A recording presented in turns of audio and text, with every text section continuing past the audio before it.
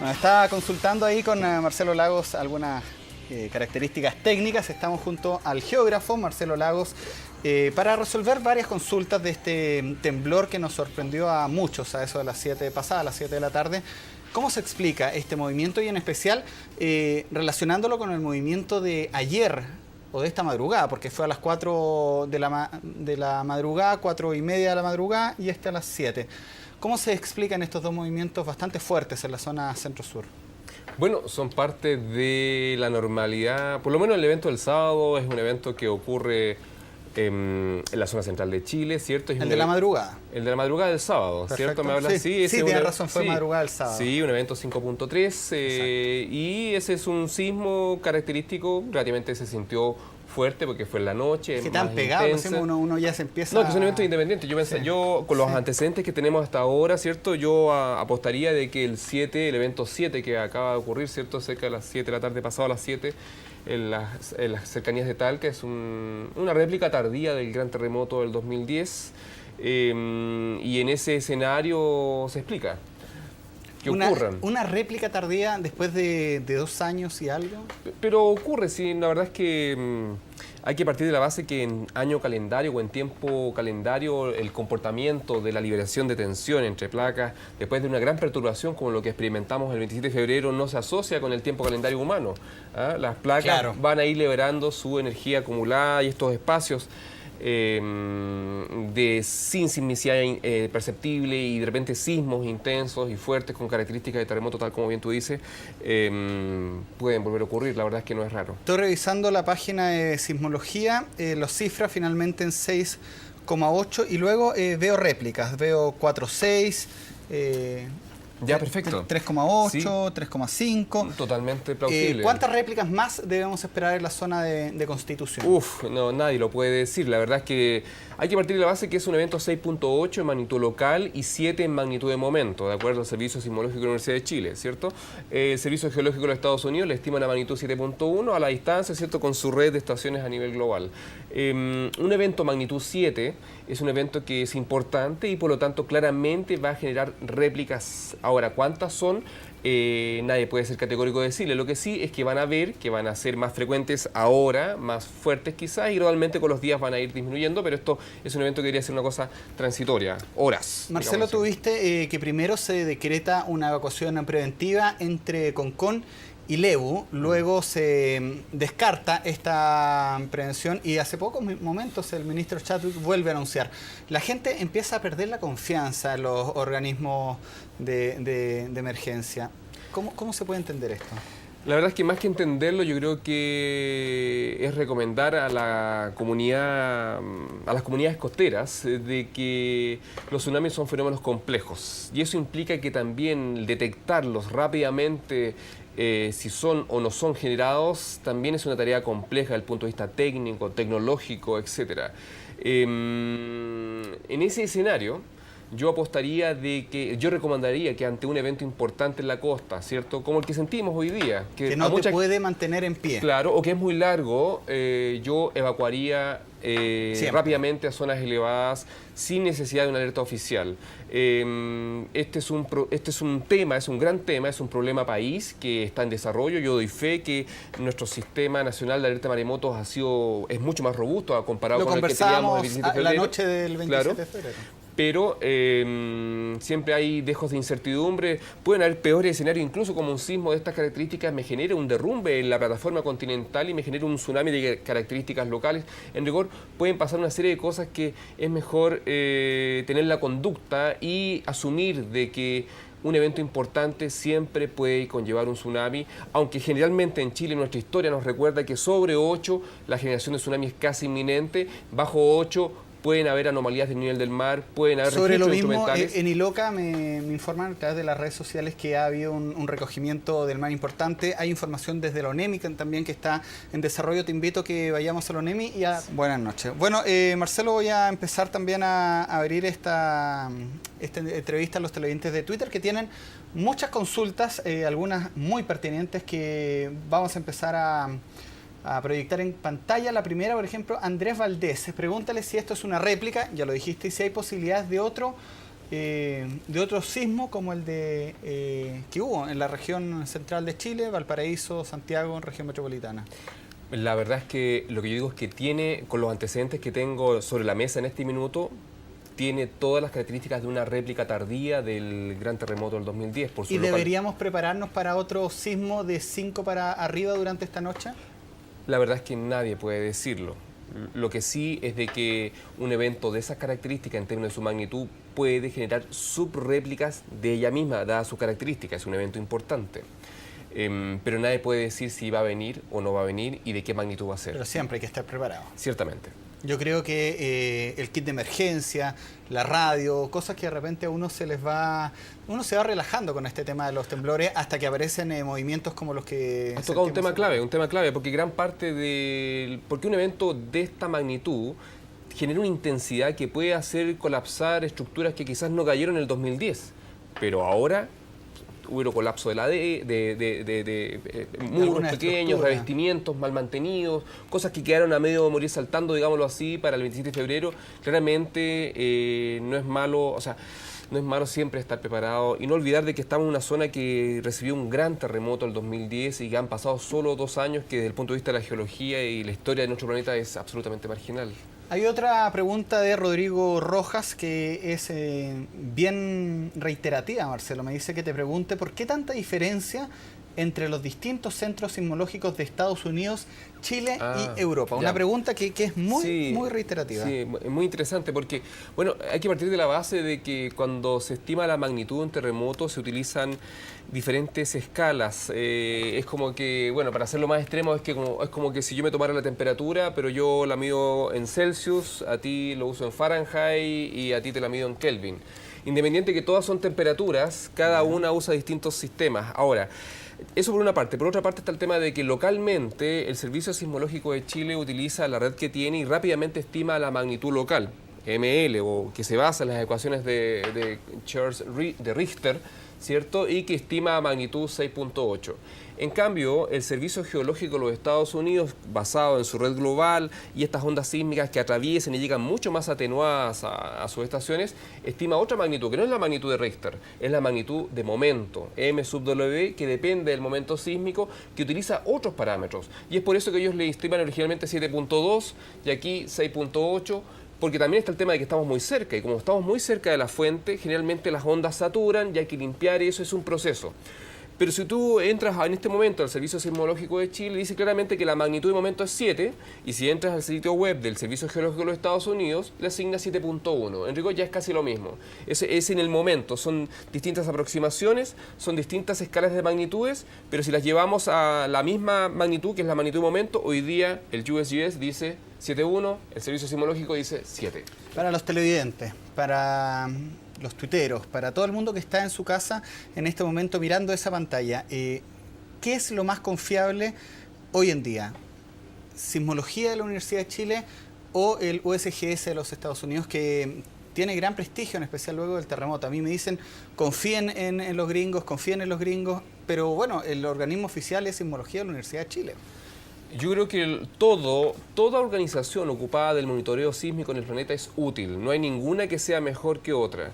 Hay que partir de la base de que el sismológico está aquí, el de Chile, y por lo tanto la localización epicentral lejos siempre va a ser mucho más precisa que la estimación que pueda hacer una estación que está, no sé, en Canadá o distante a Chile.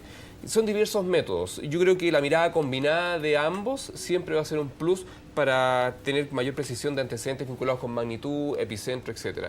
No hay que pensar de que porque va moviéndose o recalculándose la magnitud, el sistema es más o menos eficiente. Son miradas con métodos distintos, pero ambas absolutamente complementarias. Y acá, claro, están los medidores en terreno. Yo me imagino que en Estados Unidos o en Europa tienen satelitales. Mira, te doy un ejemplo. Cuando fue el terremoto, la crisis sísmica del fiordo en Aysén, ¿recuerdas que en el 2007 se pensaba que estaba apareciendo un nuevo volcán y de alguna forma gran parte de los epicentros sísmicos que nos tiraba el Servicio Geológico de los Estados Unidos caían casi todos en Argentina. Sí. Sin embargo, un equipo de sismólogos, ¿cierto? Un equipo técnico profesional se va a instalar de acá de Chile, se va a instalar a la zona, instala en terreno los sismómetros y claramente se empiezan a precisar las localizaciones epicentrales y todos caían, ¿cierto?, en el fiordo de Aysén, donde después se produjo este gran sismo 6 punto algo que generó un tsunami local con 10 víctimas. En la práctica, entre más cerca yo esté de la fuente, claramente tengo mayor posibilidad de tener mejor precisión con la localización de la zona epicentral, a diferencia de estar más lejos. El tema es de que estar tan cerca significa que satura la señal y estar más lejos significa que mi señal llega más limpia, pero también se estiman las magnitudes con métodos distintos. Pero al final de cuentas ambas convergen generalmente. Por lo tanto, yo veo que son absolutamente complementarias. Perfecto. Vamos con la pregunta de Marcela Bamonde. Me dice, hola Cristian Pino, ¿le puedes preguntar? Mira, mejor que aparezca a mi tocayo, porque es tan clarito y capo, eso te lo dice a ti. Yeah. ¿Cuándo se habla de terremoto? ¿Cuándo podríamos hablar de terremoto? Porque en Chile tiembla 6,8 o 7 claro. Y hablamos de sismo fuerte, pero veíamos en México durante la semana que ya se hablaba derechamente de terremoto. Sí. ¿Por cuándo deberíamos hablar nosotros de terremoto directamente? La verdad es que sería feliz hablar de terremoto siempre. Pero en idioma castellano, generalmente terremoto se atribuye cuando hay daño, cuando hay víctima. Si no hay daño, si no hay víctimas, en Chile se utiliza el concepto temblor de mediana intensidad, temblor de mayor intensidad y se juega con una serie de combinaciones. De hecho, Estados Unidos, el idioma inglés es mucho más práctico. Earthquake, que es movimiento de tierra. Se acabó, claro, solamente existe terremoto. Débil a fuerte. Claro, justamente, hay terremotos muy fuertes, terremotos que no son percibidos, etc. La verdad es que el cuándo en Chile es cuando hay daño estructural, cuando hay víctimas, ahí ya entramos a hablar de terremoto. Perfecto. Hay una pregunta que también se repite mucho. Les pido disculpas si es que no puedo poner todas, pero este señor Gaete se está repitiendo mucho, que había dicho que iba a haber una tormenta solar y que ¿se le puede dar crédito a personas como él? La verdad es que no conozco Él fue una persona que dijo que durante el fin de semana iba a haber un terremoto 9. Ya, es que desconozco cuál es su fuente, cuál es el método en que se basa. Y en torno a la misma pregunta, ¿las tormentas solares influyen en el comportamiento de la Tierra? Muy buena pregunta. La verdad es que hasta hoy día no se ha logrado demostrar de forma categórica que hay una influencia de la actividad solar en la Tierra, pero yo no pongo en duda que algún tipo de influencia debe haber. El tema es de que estos grandes temas y estas grandes interrogantes que existen hoy día bajo la óptica de la ciencia están siendo recién respondidas. Y yo creo que probablemente en 100 años más con precisión vamos a saber fecha, hora, día del terremoto que viene y vamos a saber también responder si hay alguna influencia directa en las tormentas solares. Hoy día yo no podría asegurar de que exista algún tipo de interconexión. ¿Ninguna? ¿Cero? Cero. ¿Se va a poder estar cerca de eso a corto plazo? Sí, yo creo que sí, absolutamente. ¿Con los estudios que tienes tú? No con mis estudios, sino con los estudios que se están haciendo en todo el mundo. Conoces, Marcelo, gran parte... Sí. Tú vives de esto, de estudiar este tipo de comportamientos, en especial de los tsunamis, lo conversábamos el 27 de febrero. Sí, gran parte de la discusión que hay hoy día en las conferencias globales de geociencia es el anticiparse a estos eventos, es predecir. Las geociencias, ustedes saben que son capaces de predecir la temperatura, si vamos a tener fenómeno del niño o la niña, si va a llover o no va a llover, si va a haber más nieve o no, pero en tema de terremotos todavía tenemos un camino largo por recorrer y es por eso que es conveniente siempre estar educado y ser redundante con estos temas, aunque parezca majadero, claro. Porque queda mucho trecho todavía para anticiparnos a dar un pronóstico exacto. Por lo tanto, yo creo que sí se puede, pero en el futuro vamos a poder predecir, todavía no. Estoy recibiendo muchas preguntas en relación a lo que viene del norte. Los amigos del norte, los televidentes del norte están muy preocupados, pero antes me gustaría que fuéramos algo que conversabas con Gonzalo Ramírez por la señal abierta y ahí aparece la pregunta en Twitter. ¿Cómo se ve la leve variación de marea que hubo en Juan Fernández? Y esto me gustaría también proyectarlo a lo que está pasando en Iloca. Tú me mostrabas una gráfica también, sí, donde se ve una pequeña variación de la marea. Sí, ¿Qué la hay. podemos decir de eso? Bueno, hay que partir de la base de que un terremoto con estas características, con esta magnitud y su localización, puede generar tsunamis menores, de menor tamaño, que son registrados generalmente instrumentalmente. Aunque sea de centímetros. Es que pasa que un tsunami, tal como hay temblores instrumentales que no son sensibles, pero que sí son registrados y que aparecen en la página web, por ejemplo, el Servicio Sismológico como temblor, tsunamis también hay, tsunamis que son muy pequeños y que no revierten un peligro para la sociedad, pero sí son tsunamis, escapan del comportamiento normal del nivel del mar y por lo tanto son registrados por los instrumentos y particularmente las estaciones del nivel del mar. Y eso es lo que tenemos en Constitución en este momento, donde claramente se ve la anomalía del nivel de las aguas. Tú Ahora, estás viendo online, sí, perfecto. No sé si se ve, ¿Puede pero la cámara 1 de repente traquear un poquito no más sé para para dónde, acá? ¿a cuál? A la 1. Hay una variación pequeña, Marcelo, que esto tú lo registraste en directo. Esa variación, ¿qué explica? La verdad Ahí es que, se está haciendo mientras hacemos foco. claro, este es el registro del nivel del mar en la estación de Constitución y lo que vemos es que estábamos entrando hacia una marea baja y en el momento del terremoto se produce la perturbación, esa señal, que ese ruido que está ahí, eso es un tsunami. Perdón, Marcelo, aquí, disculpa, pero Dale. con peras y manzanas. Ya, ok. Peras y manzanas. Ok. Esta curva que va Yo te para explico, arriba yo y te va explico. para abajo, ¿qué significa? Ya. Ok, esto es el eje vertical es el nivel del mar en altura, 0 y va subiendo, va bajando, y la curva hacia arriba es marea alta y hacia abajo es marea baja. O sea, está midiendo el nivel del mar como sube y como baja en función del tiempo. Aquí abajo está el tiempo. ¿Ya? Y aquí, a las 22, cuando fue el terremoto, que fue a las 22 GMT más o menos, que eso corresponde a las 7:30 de Chile, estábamos entrando una baja mar en las costas de Constitución y se observa la anomalía que te está indicando de que un tsunami ha sido registrado, pero ojo que la anomalía es de pocos centímetros, debe ser del orden de unos 30, 20 centímetros, no más que eso. Eso te está diciendo que hubo un tsunami. Ahora, un tsunami de esas características claramente no revierte peligro para ninguna comunidad costera, pero sí pueden haber anomalías en términos de corrientes, quizás regresiones del nivel del mar puntual en ciertos lugares, y quizás eso podría explicar lo que está pasando en Iloca, porque particularmente esta estación de Constitución es la que está más cerca de Iloca. ¿Y la evacuación preventiva que tuvo la ONEMI o la autoridad de gobierno se explica con una variación tan leve de... No, yo creo... ¿Entiende? ¿Se justifica? Yo apuesto que esta información evidentemente la maneja por defecto el Servicio Hidrográfico y Oceanográfico de la Armada, pero al ver una anomalía tan pequeña no da ninguna alerta.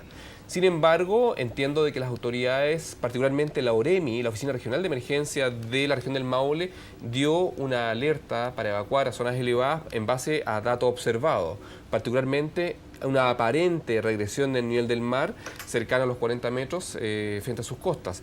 Ahora, ese es un dato observado y eso de alguna forma... Lo escuchamos de parte del vocero de gobierno. Ciertamente. Yo hoy día apostaría que es recomendable siempre estar alerta a cualquier conducta anormal del mar asociada a un terremoto de esta Sobre característica. lo mismo, yo ya había anunciado esta pregunta que es para los televidentes del norte de Chile y la resumo con la pregunta que hace Carlos Rojas. Pregunta para Marcelo Lagos, que de hecho eres Trending Topic 1 nuevamente en nuestro país, de lo más comentado en las redes ¿Cuándo? sociales. Ahora, hay mucha gente que está viendo Pucha, ya, qué bueno. esta entrevista, aunque tú no tengas Twitter, lo hemos dicho. No, pero yo feliz de compartir con todos los compatriotas. No, por supuesto, sobre todo cuando hay muchas dudas en torno a esto, mira. Ah, Ahí perfecto. está. Bueno, Mira vamos qué con la interesante. pregunta de Carlos. Para Marcelo Lagos, ¿alguna relación con el gran sismo que se espera para la zona norte de nuestro país? Hay mucha duda, hay mucho, Ya. me da la impresión, temor de parte de los televidentes de Antofagasta para el norte. ¿Esto tiene que ver algo con eso? No, son eventos independientes, pero yo la verdad es que, sin ser majadero, la verdad es que hay que entender de que Chile es uno de los países más sísmicos del planeta. Estos fenómenos no son bichos raros, han ocurrido en el pasado y van a volver a ocurrir en el futuro. El norte de Chile tiene un pasado de grandes terremotos con tsunamis. Ha pasado mucho tiempo sin que vuelva a ocurrir uno y es por ello que estamos esperando uno, pero también apoyado por instrumentos. Los instrumentos que se están instalados en el norte indican que se está acumulando mucha tensión y esa tensión tiene que ser liberada en algún minuto. Han transcurrido ya casi 135 años, este 9 de mayo de 2012 se cumplen ya 135 años del último gran terremoto y tsunami que barrió con todo el norte de Chile y sur del Perú y que se propagó por todo el Pacífico y por lo tanto, entre más tiempo pasa, es más probable que ocurra.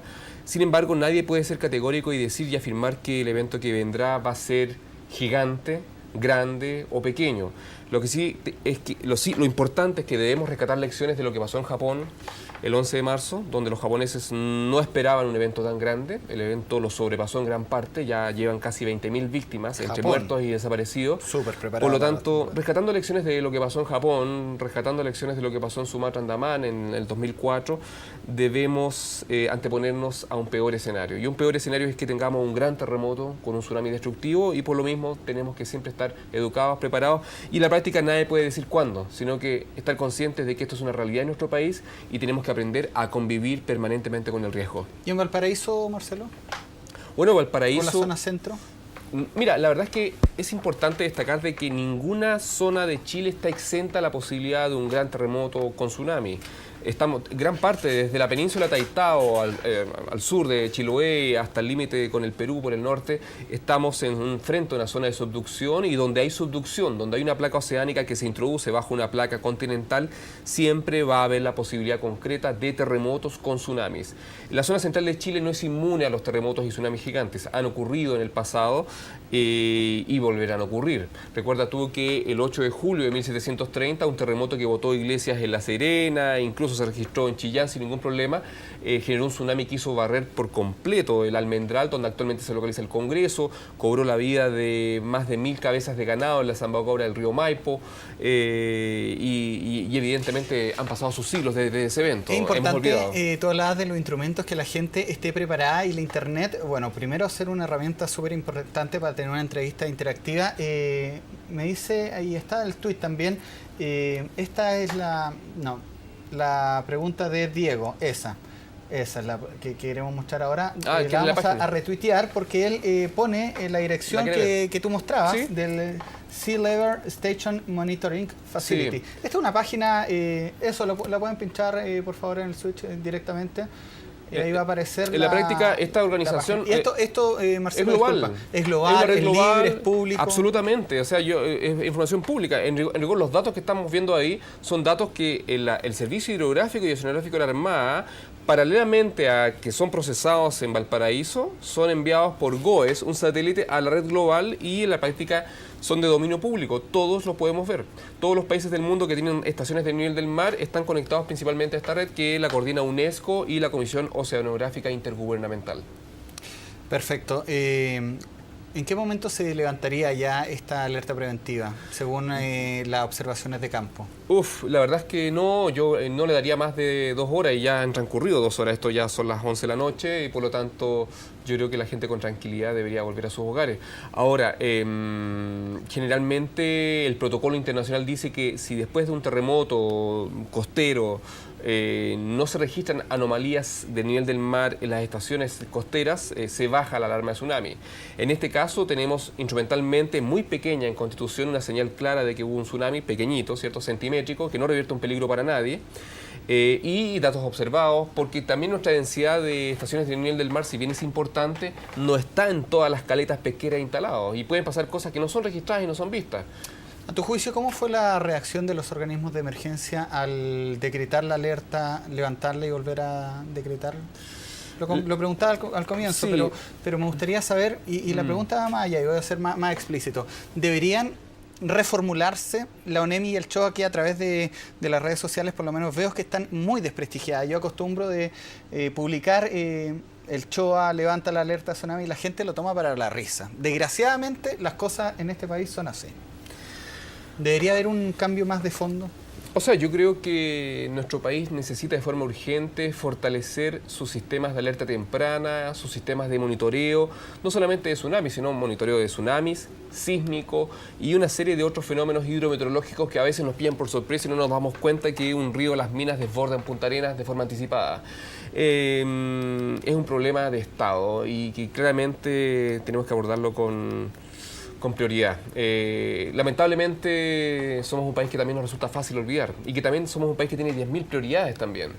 Sin embargo, no sé si cambiar el nombre de las instituciones, pero sí necesitamos fortalecer nuestro monitoreo y nuestros sistemas de alerta temprana de todo tipo de evento natural extremo. Un ejemplo exitoso es el Observatorio Vulcanológico de los Andes del Sur, el OVDAS. Recuerda tú que después de la erupción del volcán Chaitén, cuando explotó el Chaitén, ¿cierto?, el 2008, El gobierno de la época aportó una suma importante de dinero para crear un sistema de monitoreo de todos nuestros volcanes activos en Chile, y hoy día ejemplos tangibles son que, por ejemplo, para la erupción del complejo volcánico Puyehue Cordón Caulle el año pasado, con 5 horas de anticipación se informó. Hoy día tenemos actividad en el Yaima. ¿Tiene alguna relación este sismo con el Yaima o podría tener alguna relación con el Yaima? No.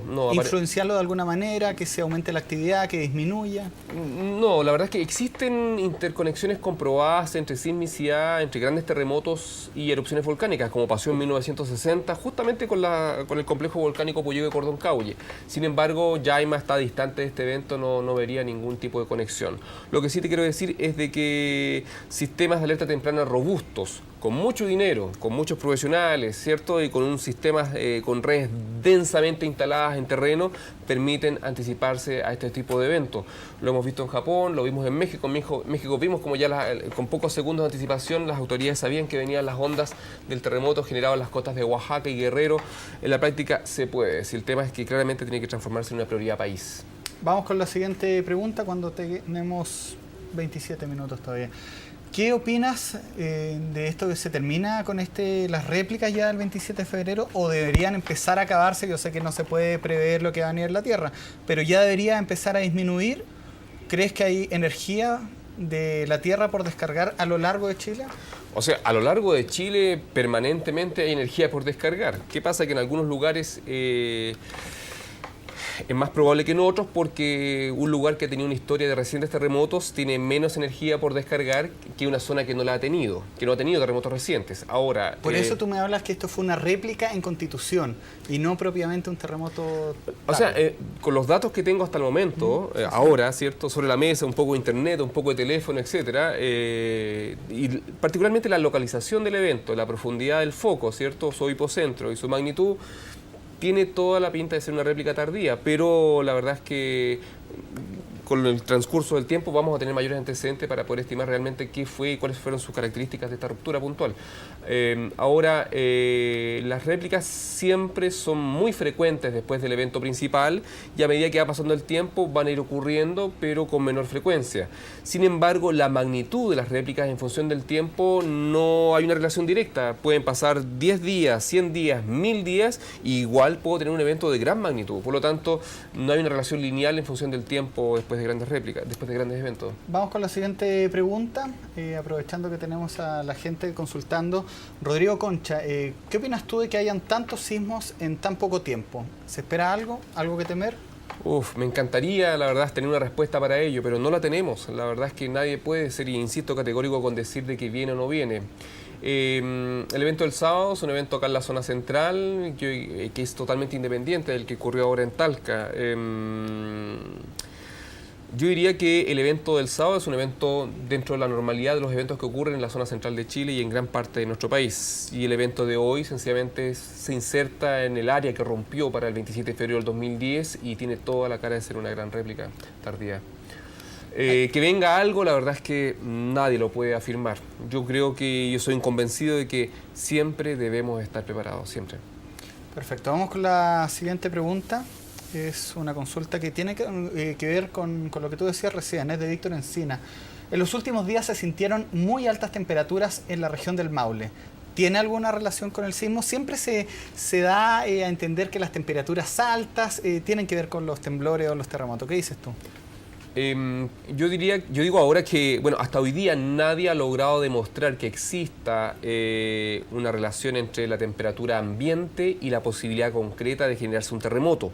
Sin embargo, doy fe de que artículos científicos recientes han demostrado de que previo a terremotos hay un aumento leve de la temperatura superficial que es detectada por las bandas térmicas de satélites.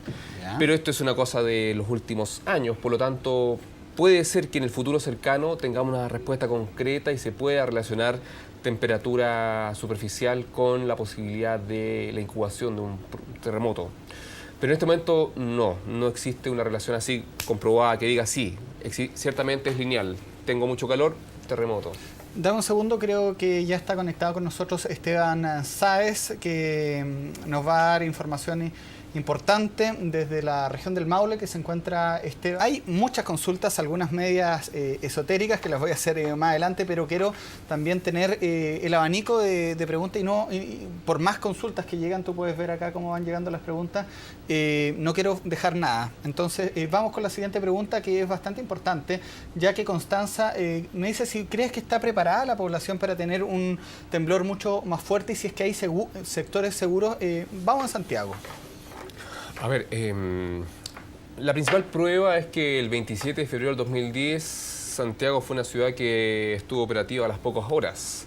Puntualmente, colapsos no hubieron masivos, si hubieron carreteras cortadas, si bien pasó que se cayeron pasarelas, torres de iglesia. Pero porcentualmente, comparativamente con otras ciudades del mundo, o sea, Santiago es y Santiago y gran parte de las construcciones en Chile son absolutamente robustas porque se fundamentan en un código de construcción sismo resistente que es robusto y que incluso ha sido fortalecido aún más el año pasado. Por lo tanto, yo diría que en gran parte de las construcciones relativamente modernas de Santiago están diseñadas para soportar un evento de gran magnitud.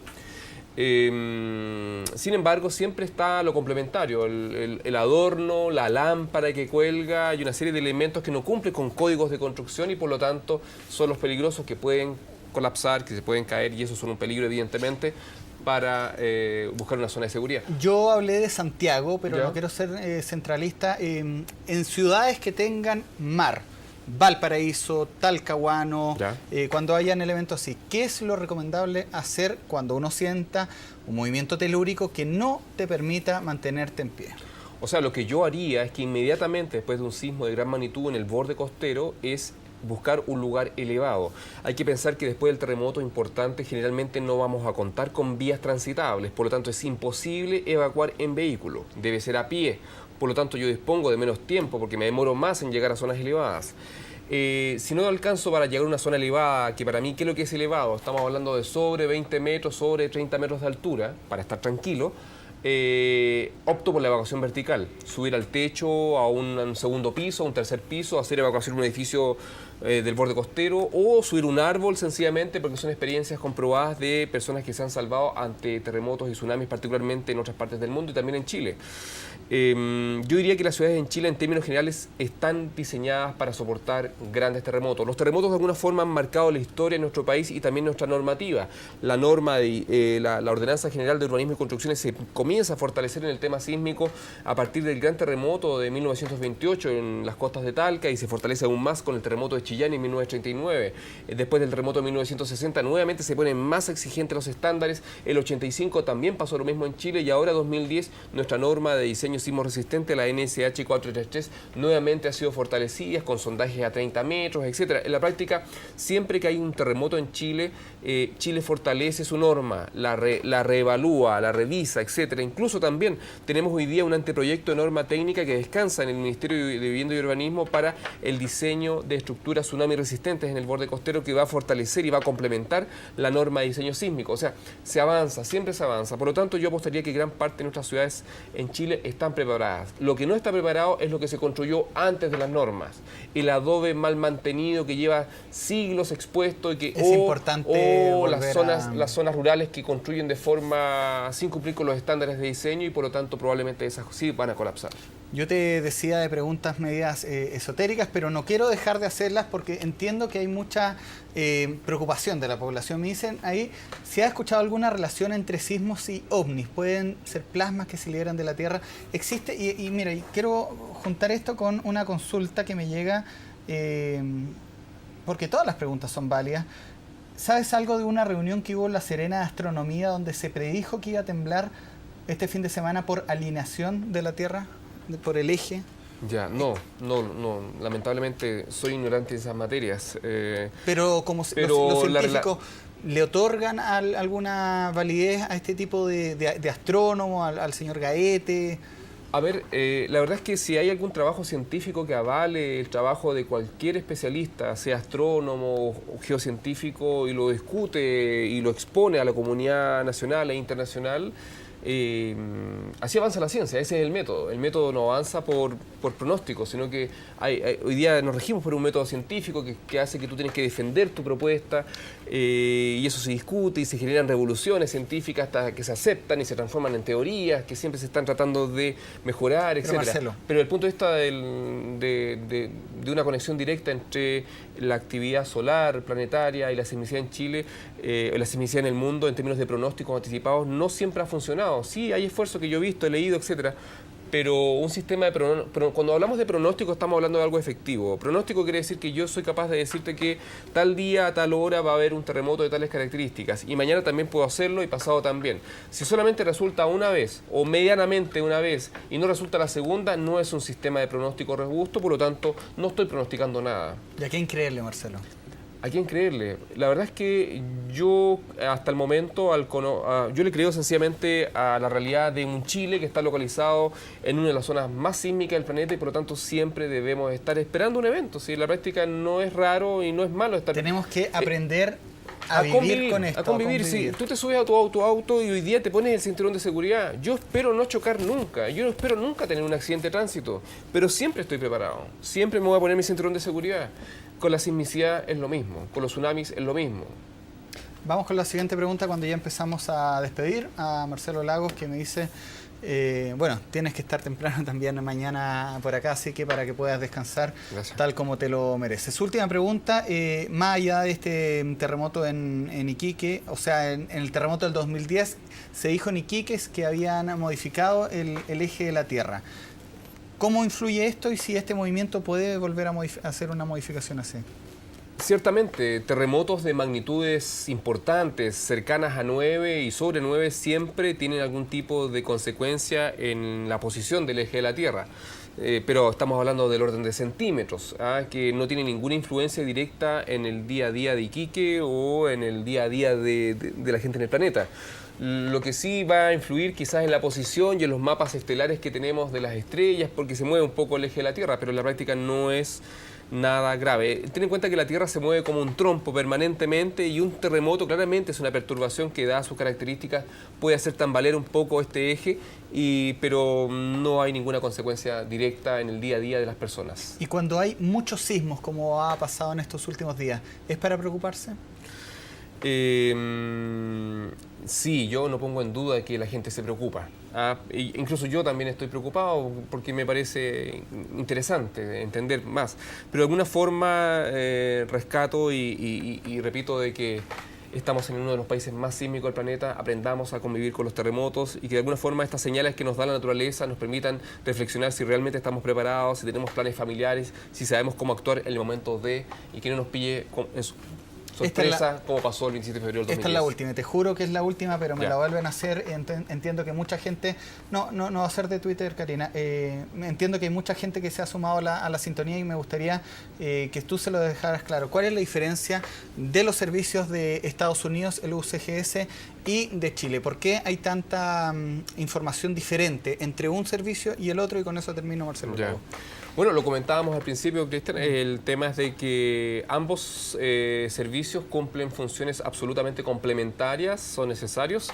El Servicio Sismológico de Chile estima rápidamente una magnitud con la red que tiene instalada en el país y que generalmente está muy cerca de la fuente del terremoto. ¿Y esta red qué es lo que son? Son estaciones sismológicas que pegadas a la Tierra. Sí, que están apernadas, que están con concreto y que tienen sensores instalados y que son capaces de registrar los movimientos horizontales, verticales, las aceleraciones de las ondas que pasan por el lugar y que con una red uno puede estimar una magnitud de un evento. Pero ¿qué pasa? Es que cuando tú estás cerca del evento lo que estimas es la magnitud local, ML se llama. ML o la magnitud local que deriva de las ecuaciones de Richter, ¿cierto? Te permite estimar una magnitud en base a la interpretación de las ondas sísmicas. Ahora, lo que hace el Servicio Geológico, y eso te da una magnitud, ok, sí, 6.8.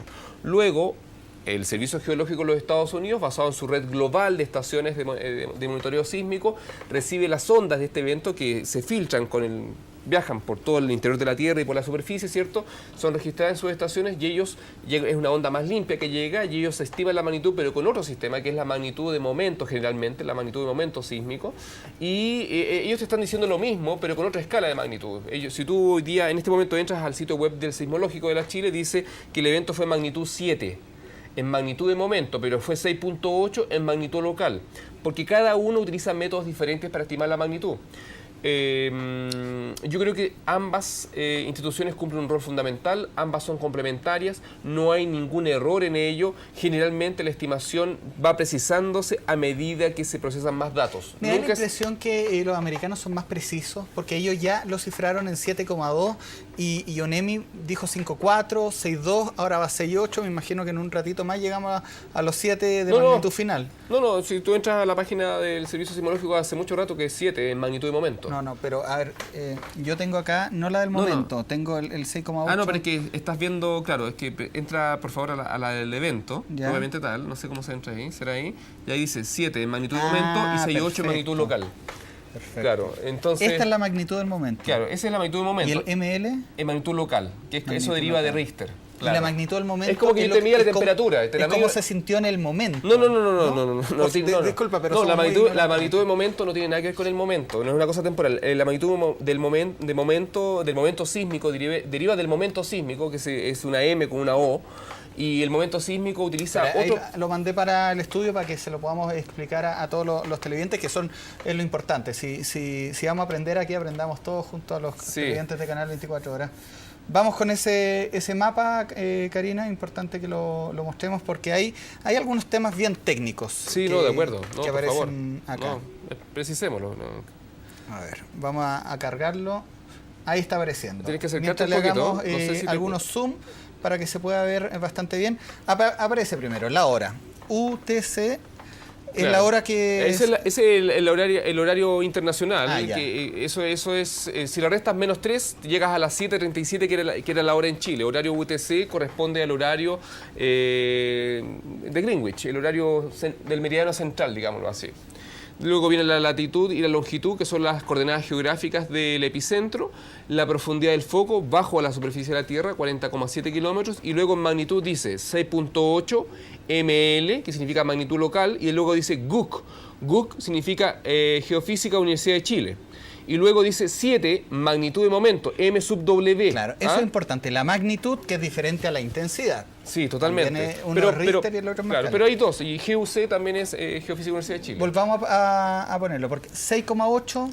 6,8 en la escala de magnitud local y 7 en magnitud de momento. Ya, ¿qué diferencia hay entre la magnitud local y la magnitud del momento? Que son dos, se estiman con distintos métodos. La magnitud local deriva de la interpretación de las ondas sísmicas y la magnitud de momento utiliza otros parámetros como la longitud de la ruptura, el ancho de la ruptura, un parámetro de rigidez, a qué fuerza rompen las rocas, la magnitud de la dislocación en el momento se estima se estima con otros datos, instrumentalmente, sí. ¿Y a cuál hay que atañarse? ¿Qué pasa? Que abajo hay otra...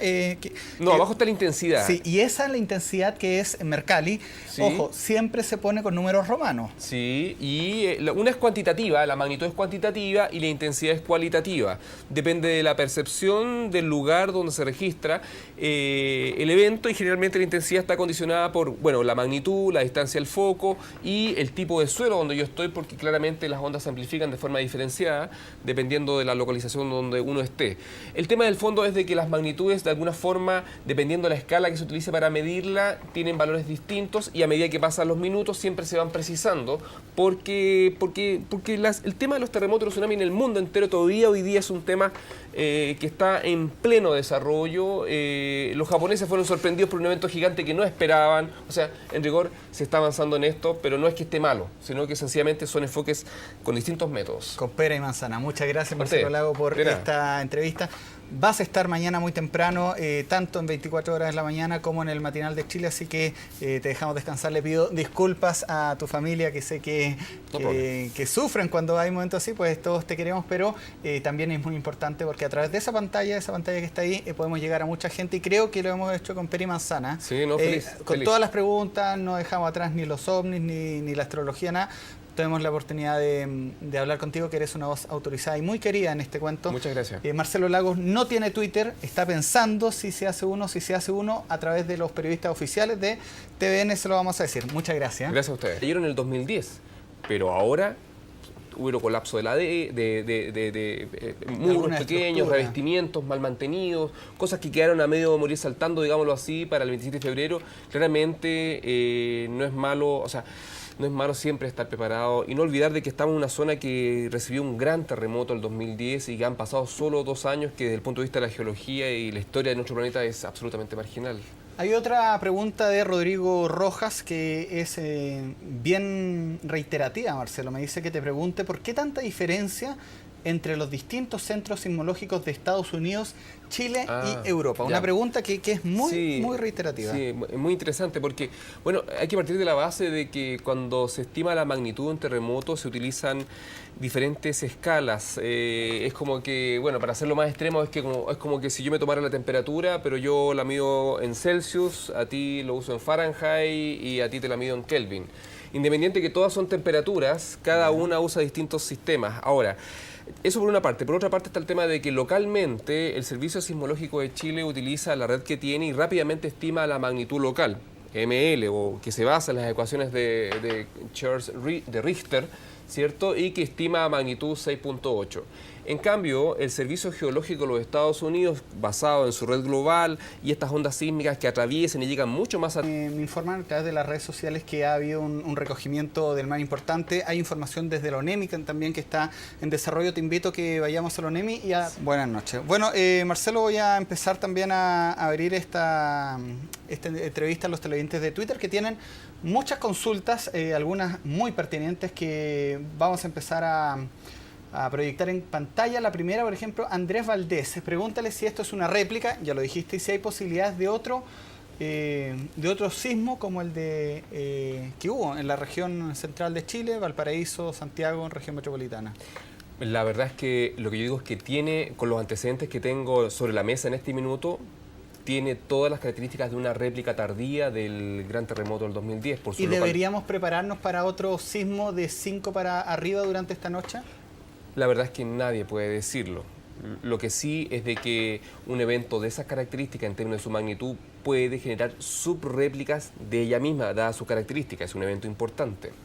Pero nadie puede decir si va a venir o no va a venir y de qué magnitud va a ser. Pero siempre hay que estar preparado. Ciertamente. Yo creo que el kit de emergencia, la radio, cosas que de repente a uno se va relajando con este tema de los temblores hasta que aparecen movimientos como los que... Has tocado un tema clave, porque gran parte porque un evento de esta magnitud genera una intensidad que puede hacer colapsar estructuras que quizás no... Lo que experimentamos el 27 de febrero no se asocia con el tiempo calendario humano.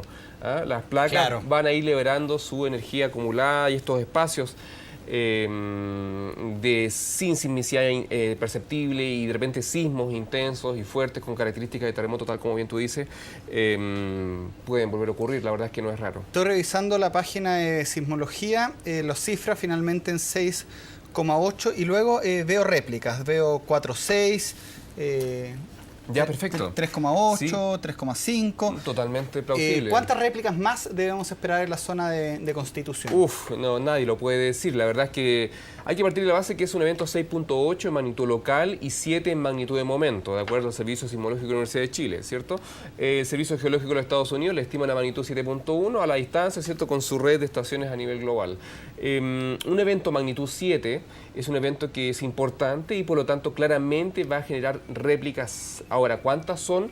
Nadie puede ser categórico de decirle. Lo que sí es que van a ver que van a ser más frecuentes ahora, más fuertes quizás, y gradualmente con los días van a ir disminuyendo, pero esto es un evento que debería ser una cosa transitoria, horas. Marcelo, tuviste que primero se decreta una evacuación preventiva entre Concón y Lebu, luego se descarta esta prevención y hace pocos momentos el ministro Chadwick vuelve a anunciar. La gente empieza a perder la confianza en los organismos de emergencia. ¿Cómo se puede entender esto? La verdad es que más que entenderlo, yo creo que es recomendar a las comunidades costeras de que los tsunamis son fenómenos complejos y eso implica que también detectarlos rápidamente si son o no son generados, también es una tarea compleja desde el punto de vista técnico, tecnológico, etc. En ese escenario, yo recomendaría que ante un evento importante en la costa, ¿cierto? Como el que sentimos hoy día. Que no te puede mantener en pie. Claro, o que es muy largo, yo evacuaría rápidamente a zonas elevadas sin necesidad de una alerta oficial.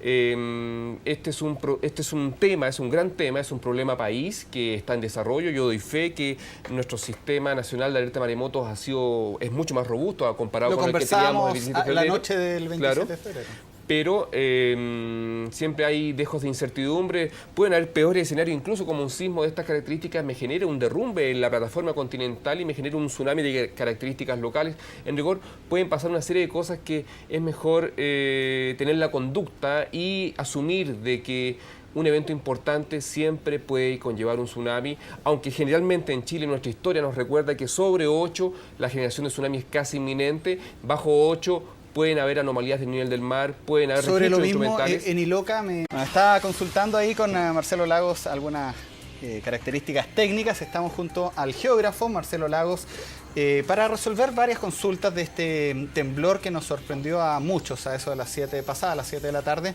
¿Cómo se explica este movimiento y en especial relacionándolo con el movimiento de ayer o de esta madrugada? Porque fue a las 4 de la madrugada, 4:30 de la madrugada y a las 7.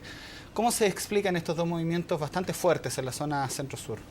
Bueno, son parte de la normalidad, por lo menos el evento del sábado es un evento que ocurre en la zona central de Chile, ¿cierto? El de la madrugada. El de la madrugada del sábado, Perfecto. ¿cierto? ¿Me hablas? Sí, tienes razón, fue madrugada del sábado. Sí, un evento 5.3 y ese es un sismo característico, relativamente se sintió fuerte porque fue en la noche. Es que tan pegado, uno ya se empieza... No, que son eventos independientes.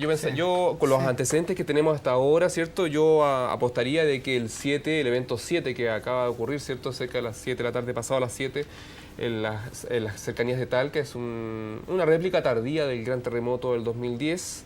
Y en ese escenario se explica que ocurran. ¿Una réplica tardía después de 2 años y algo?